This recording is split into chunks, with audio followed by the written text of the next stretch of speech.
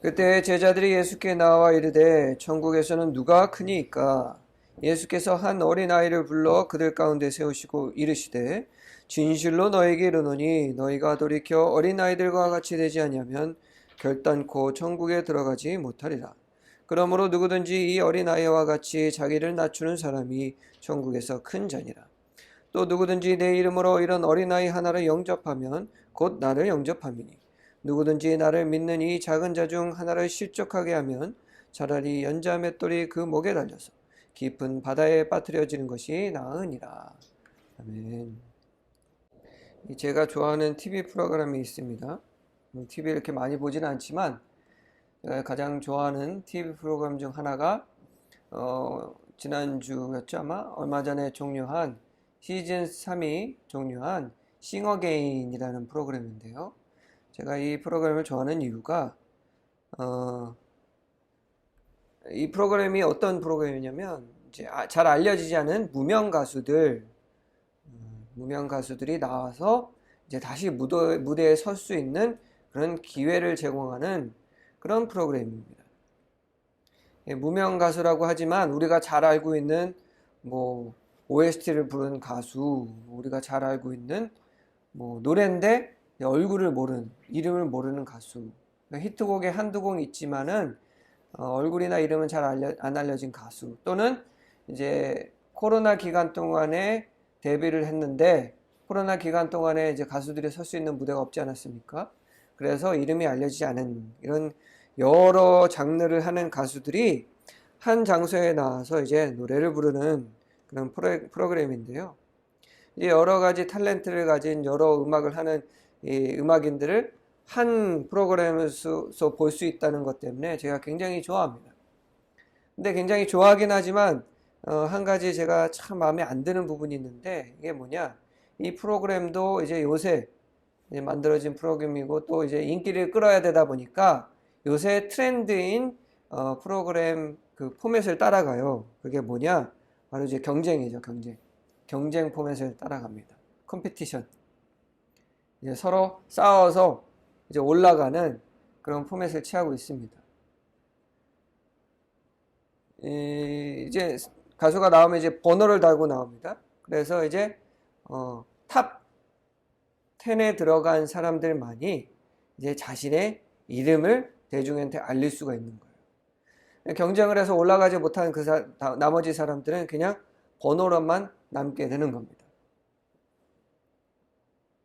사실 이 프로그램을 보면 요새 이제 경쟁 프로그램들이 참 많다 보니까 이제 유명세를 타기 위해서는 그런 포맷을 따르는 게 물론 나쁘지는 않다고 생각하지만 이 경쟁 형식이 참 저는 그런 게 이 싱어게인에 나오는 가수들이 다 장르들이 달라요.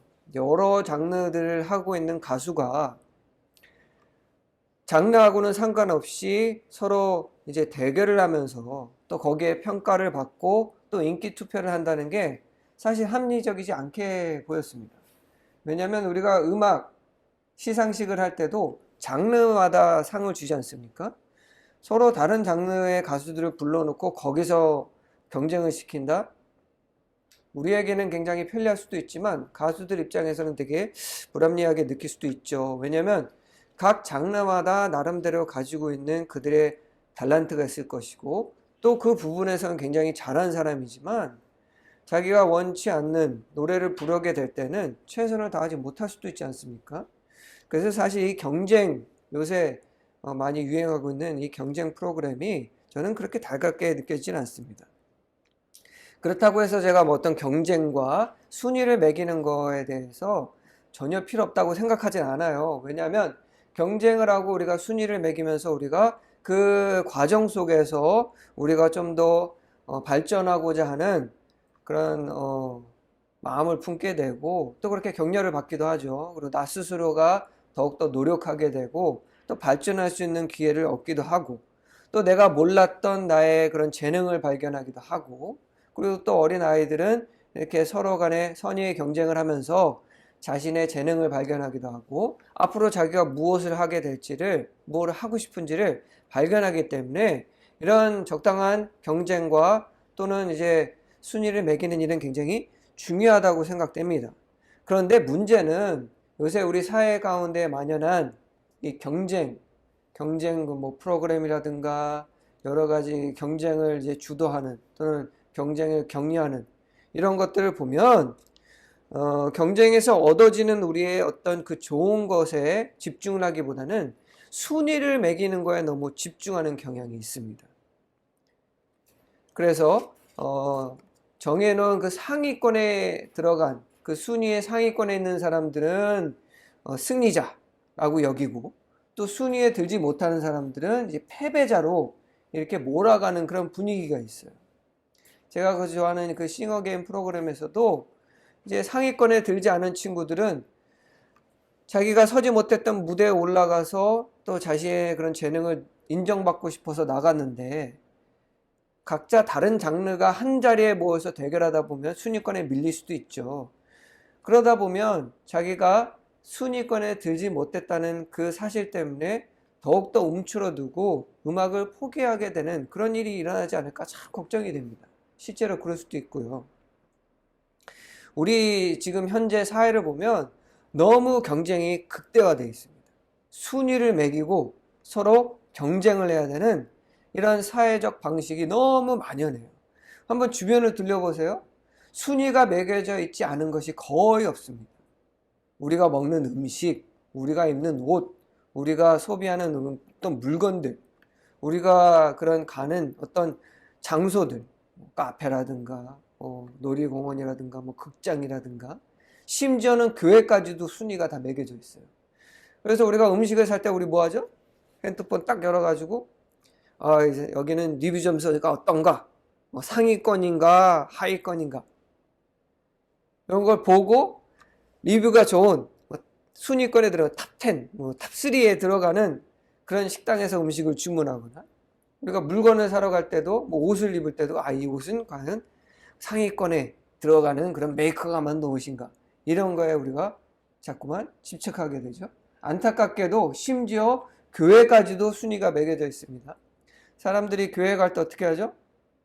이런 그 검색 사이트에 들어가서 이름을 칩니다.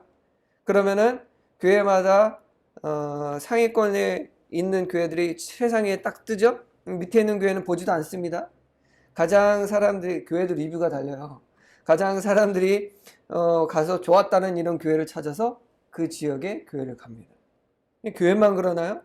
목회자들도 순위권이 다 있습니다. 인터넷에 올라오는 설교를 보면 다 뭐가 달리죠? 좋아요, 클릭수가 나옵니다.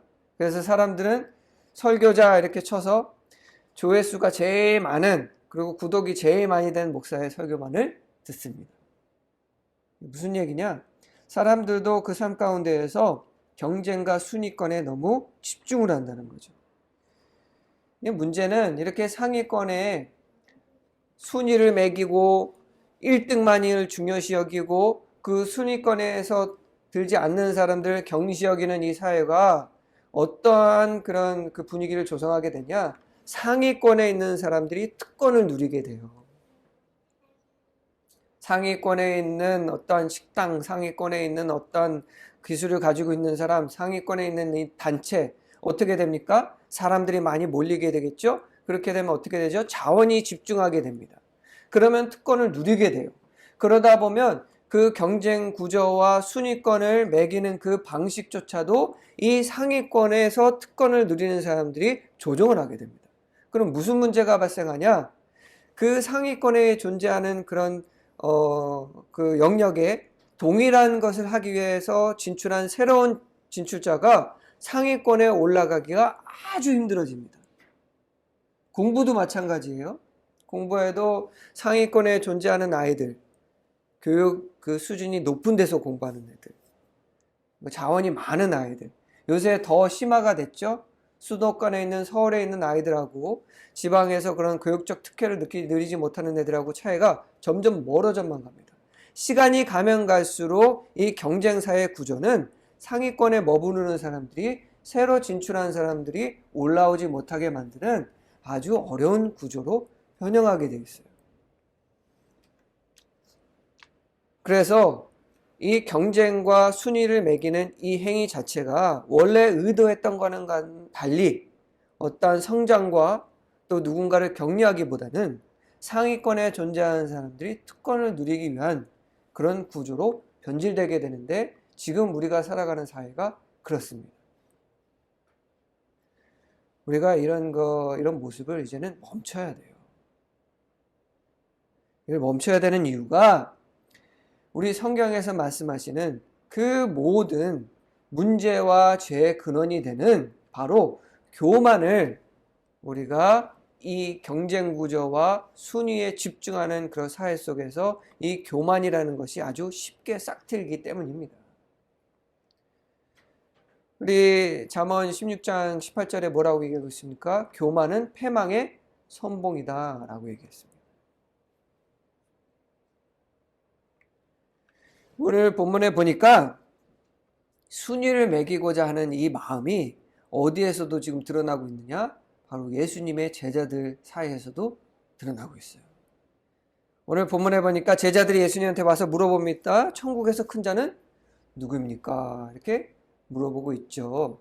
근데 사실 제자들이 예수님한테 천국에서 누가 가장 큰 자를 물어보고 싶은 거는 아니었어요. 왜냐하면 그들 마음속에 그 질문하는 의도가 다분히 있었습니다. 뭐냐?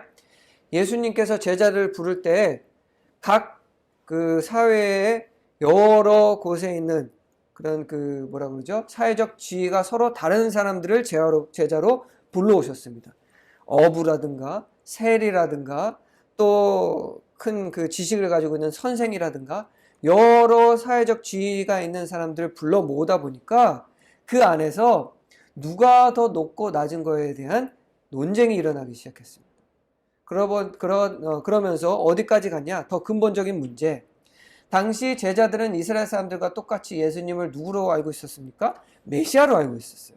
이스라엘 사람들 입장에서는 메시아는 예수님께서 말씀하시고자 하신 그 천국을 전파하는 사람이라기보다는 정치적으로 이스라엘 백성들을 로마의 지배에서 벗어나게 해주고 새로운 왕국을 시작하실 실질적인 왕으로 바라보고 있었기 때문에 12제자들도 예수님께서 부활하기 전까지는 속세, 인간적인 생각으로 예수님께서 이제 곧 왕이 되실 텐데, 그러면 왕이 되시면 우리가 중요 직책을 맡게 될 텐데, 그러면 누가 가장 최측근으로서 가장 큰 권력을 누려야 되느냐를 두고, 누가 예수님의 오른쪽에 앉고 누가 예수님의 왼쪽에 앉냐를 두고 서로 싸움이 있었습니다. 순위를 매기고 싶은 거예요. 자기들끼리 막 치고받고 논쟁을 해봤자 소용이 없잖아요. 왜? 누가 오른쪽에 쓰고 누가 왼쪽에 쓸지를 누가 정하게 될 거냐? 예수님이 정하게 될 거 아니에요. 그래서 예수님한테 가서 이제 슬쩍 떠보고는 싶은데, 직접적으로 우리 중에서 누가 제일 최측근이에요? 라고 물어볼 수는 없으니까 돌려서 천국에서는 누가 가장 크니까? 라고 예수님께 질문을 했던 거죠. 그랬더니 예수님께서 제자들의 의도를 알고 아주 극단적인 방법으로 예수님께서 대답해 주시는데, 바로 한 어린아이를 데려다가 제자들 앞에다 보여주고는, 야, 천국에서 가장 큰 자가 누구냐고? 바로 이 아이들 같은 사람들이야 라고 얘기했습니다.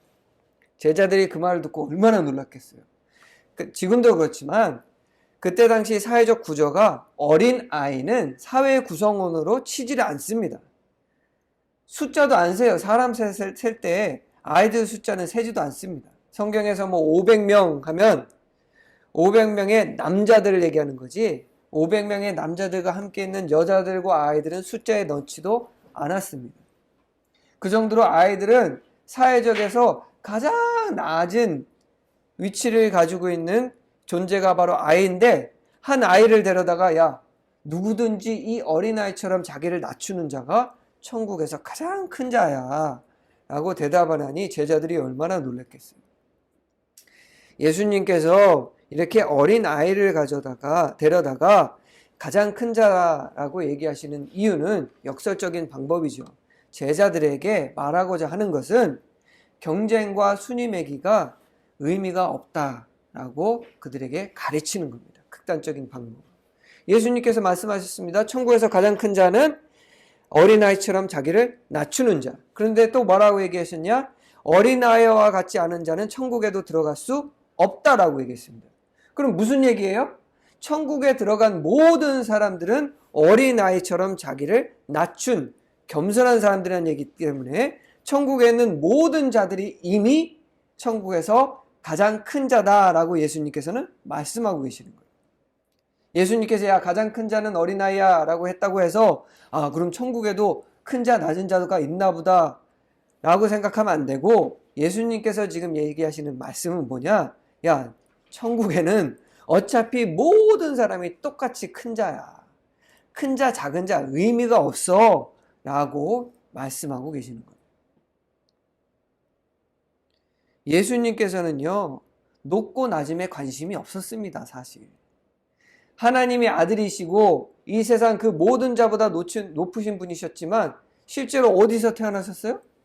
예수님께서는 마구간에서 태어났습니다. 어린아이 때 어디에 누우셨어요? 말 구위에 누우신 분이에요. 그런 분이 무슨 높고 낮음에 관심이 있으시겠습니까? 예수님께서 공생의 기간 동안에 3년 사역하실 때에도 예수님보다 먼저 사람들에서 가장 위대한 선지자로 불리고 있었던 바로 세례 요한이 있었습니다. 그러나 예수님께서는 본인이 세례 요한보다 더 낫다 또는 세례 요한과 자기를 비교하는 말씀을 단 한 번도 하신 적이 없습니다.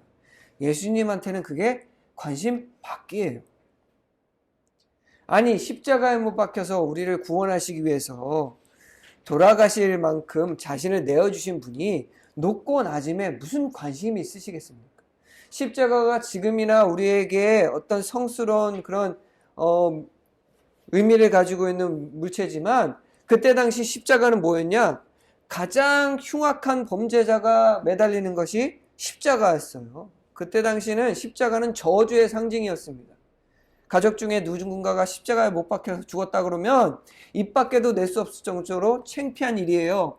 사회에서 가장 낮은 위치에 가장 바닥인 지옥에까지 떨어질 정도로 가장 낮은 사람들이 매달리는 것이 바로 십자가였습니다.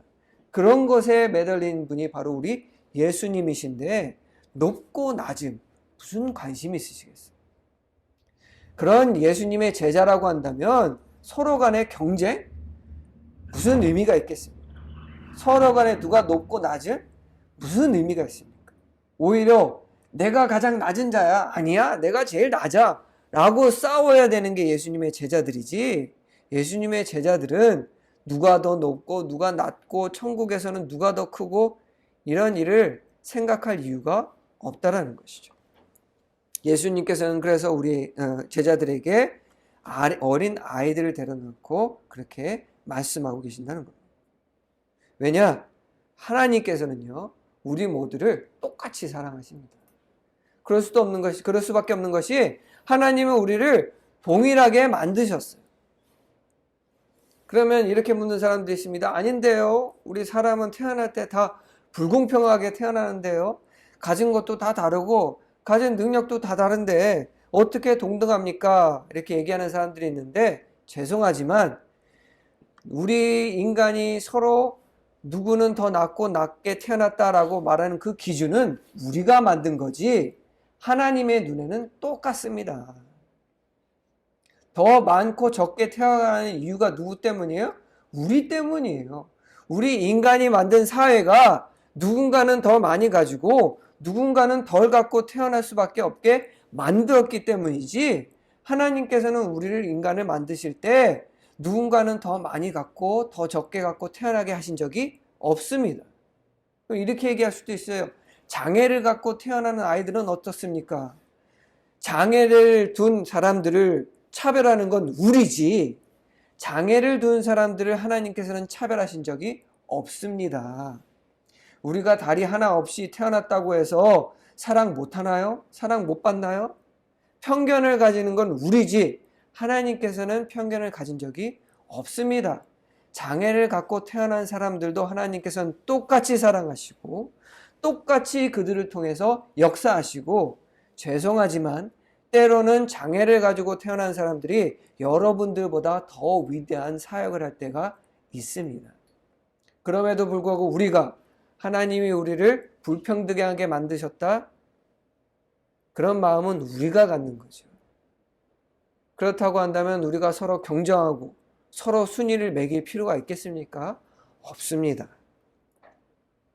그런데 안타깝게도 이거와 똑같은 실수를 오늘날도 예수님의 제자라고 부르는 우리 그리스도인들도 똑같이 행하고 있습니다. 오늘 이 말씀은 제자들에게 주는 것이 아니라 우리에게 주는 말씀이에요. 우리 교인들도 서로 경쟁하고요, 서로 순위 매깁니다. 아까도 말씀드렸지만 교회에도 서로 순위 매기는 게 있고요, 경쟁하는 게 있습니다. 더욱 안타까운 거는 목회자들 가운데에도 서로 경쟁하고 순위 다 매깁니다. 누군가는 더 낫다고 생각하고 누군가는 더 덜하다고 생각합니다. 우리 목회자들 그렇게는 얘기합니다. 다 똑같이 하나님께 부름받은 목회자입니다. 말은 그렇게 하죠. 하지만 창피하게도 실제로는 그렇지 않아요. 우리가 이룬 것들, 우리가 가지고 있는 것들에 따라 목회자들도 서로 차별합니다. 큰 교회 가지고 있는 목회자들은 다른 목회자들 앞에서 은근히 어깨 높이고요. 작은 교회를 가지고 있는 개척교회를 하고 있는 목사님들은 그런 목회자들 앞에서 은근히 자기 자신을 움츠러들게 만드는 게 우리 목회자들 사이에서 현실입니다, 사실. 그리고 안타깝게도 목회자들의 그 직분에 따라서 또 차별이 존재합니다. 전도사, 부목사, 담임목사. 서로 차별해요. 전도사, 부목사, 담임목사라는 그 언어도 사실 우리나라에만 존재하는 거 여러분들 아시는게 모르겠지만 외국에서는 구분이 존재하지 않습니다. 유독 우리나라에서는 그 안에서 서로를 차별을 해요. 저도 수련 목회자, 부목사, 담임목사, 지금 담임목사죠. 하고 이렇게 다 거쳐왔지만 제가 전도사, 부목사 할 때 참 안타까운 일들을 많이 경험을 했었는데 특히나 제가 부목사 생활 때 한 교회에서 6년을 제가 섬겼는데 다른 같은 지방의 다른 담임 목사님들은 제 이름도 기억 못해요. 6년을 사역을 했는데 매번 만날 때마다 목사님 이름이 뭐였더라? 외우고 싶은 생각도 없고 관심도 없는 거예요. 왜? 부목사라는 이유 때문에. 교인들 간에도 서로 간에 차별이 존재합니다. 크고 유명한 교회에 다니는 성도들은 작고 영향력이 없다고 생각하는 교인들을 만나면 이렇게 얘기해요. 야, 너네 교회 이번에 이런 거 했고 이런 거 있어? 우리 교회는 아직 좀 작고 어려워서 그런 게 없어. 그러면 이제 큰 교회 성도들이 그러죠. 야, 너네 교회는 아직도 그런 게 없어? 야, 차라리 우리 교회 와라, 야. 너네 교회보다 우리 교회가 이런 것도 많고 우리 목사님도 말씀이 더 너네 담임 목사님보다 위대하고 듣기 좋고 얼마나 은혜로운데. 여러분, 우리가 다 똑같은 그리스도인 아닌가요? 똑같은 하나님의 자녀 아닙니까? 똑같이 구원받은 하나님의 자녀들 아닙니까? 우리 안에서 뭐 누가 더 낫고 할 이유가 뭐가 있습니까? 우리 이 땅에 교회가 많은 이유가 왜일까요? 왜 교회가 많고 하나님께서 왜 그 많은 교회들을 허락하셨고 왜 그런 많은 목회자들을 허락하셨겠습니까? 다 그 지역마다 필요한 목회가 있기 때문이에요. 커야 될 이유도 있고 작아야 할 이유도 있기 때문입니다. 우리가 가지고 있는 기준과 잣대로 순위를 매기고 평가를 할 수가 없는 거예요. 어떤 목회자의 말씀은 다른 사람들보다 유독 대단할 수도 있습니다. 하지만 목회자가 설교만 하나요? 우리의 기준으로 봤을 때는 대단해 보이는 그 설교도 누군가에게는 은혜가 안 될 수도 있고요. 우리가 보기에는 참 별로인 것 같은 그 말씀을 듣고도 누군가는 눈물을 흘리며 회개를 할 수도 있습니다. 그거를 평가하고 순위를 매기고 오늘 예수님께서 우리에게 말씀하고 계신 거예요. 다 의미 없다. 너희들이 얘기하는 그 판단, 그 기준, 천국에 가면 아무것도 아니다. 오로지 그 모든 교만한 마음들을 버리고 너희 자신을 스스로 낮춰라. 그래야지 너희들이 천국 간다.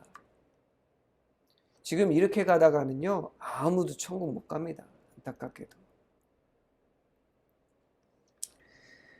오늘 우리가 그리스도인으로서 우리가 해야 할 일을 우리가 기억해야 될 것 같습니다. 그리스도인이 된다는 것은 특권을 누리는 것이 아닙니다. 그리스도인이 된다는 것은 누군가보다 더 도덕적으로 나아지고 육체적으로 나아지고 정신적으로 나아지는 것을 의미하는 것이 아닙니다. 우리가 구원받은 그 이유가 온전히 예수 그리스도의 은혜라고 한다면 우리나 저 밖에 아직 예수 그리스도를 영접하지 않은 자들이나 똑같습니다. 단지 하나 우리는 그 선물을 받았다는 사실을 인정한 사람들일 뿐이고 저들은 아직 이미 받은 그 선물을 인정하지 않았을 뿐입니다. 그렇지 않다고 한다면 우리의 교회들은 더욱더 사람들이 들어오기 힘든 공간이 될 수밖에 없어요. 우리가 저들과 우리를 비교할 때 우리 스스로가 세상 사람들은 인정하지도 않는 그런 순위권을 만들어 놓고 우리들은 고귀한 사람들 할수록 우리에게 맡겨진 사명인 복음을 전하고 그들을 구원하는 그 사역이 더 어려워질 수밖에 없어요. 한번 생각해 보십시오. 그리고 더 중요한 게 있습니다. 예수님께서 굉장히 충격적인 말씀을 하시는데 사실 우리가 이거 그냥 가만히 넘기면은 그러려니다 할 수 있지만 예수님께서 되게 지금 순하게 얘기를 하셨는데 이거 가만히 생각해 보십시오. 야, 근데 너희들 제자한테 얘기해요. 만약에 너희들 이 어린아이와 같은 자를 실족하게 하면 차라리 나가 뒤져 라고 얘기하는 거랑 똑같습니다. 죄송하지만 뭐라고 얘기하냐? 굉장히 심한 말이에요. 이런 어린아이와 같은 자들을 실족하게 하려면 목에다가 연자맷돌을 두르고 그냥 바다에 빠져 죽어라 라고 예수님께서 말씀하고 계신 겁니다. 욕설과 같은 얘기죠. 그냥 바다에 빠져 죽어. 그게 더 나아 라고 얘기하실 정도로 우리가 우리 안에서 서로 경쟁하고 순위를 매기고자 할 때 엄청난 죄를 범하게 되는 겁니다. 죽는 게 나을 정도의 죄, 바로 우리의 행실로 하여금 그것이 죄인지 모르는 자로 하여금 죄를 짓게 만드는 것. 우리가 교회 안에서 서로 경쟁하고 서로 순위권을 매길 때 우리는 어떠한 죄를 짓게 되냐? 아직 그것이 무엇을 의미하지 못하는 우리 어린아이들, 실질적인 우리 우주와 오녀와 같은 우리 어린아이들이 어떠한 생각을 갖게 되냐? 경쟁하고 서로 싸우고 서로 순위를 매겨서 상위권에 어떻게 해서든 올라가는 것이 괜찮은 거구나. 그래도 되는 거구나. 내가 특권을 누리고 내가 아랫사람들을 내려다보고 또 내가 교만하는 것이 그래도 되는 일이구나 라고 생각하게 됩니다. 그럼 어떻게 돼요? 교만이라는 죄를 짓게 됩니다. 누구 때문에? 우리 때문에. 또한 그리스도를 영접한 새 신자들이 교회에 와서 교회는 다를 줄 알았는데 교회에 들어와 보니 세상과 똑같이 경쟁하고 똑같이 순위를 매기는 그 모습을 보고 교회에서도 이러니 하나님을 믿는 사람들도 이러니 이래도 되는구나 하고 그 마음에 교만이 싹트게 되는 그 죄를 우리가 짓게 만든다는 겁니다. 이럴 때 우리는 예수님께서 말씀하신 것처럼 차라리 나가 죽는 것보다 나은 큰 죄를 짓게 된다는 거죠. 그렇기 때문에 우리는 경각심을 가지고 이를 멈춰야 됩니다.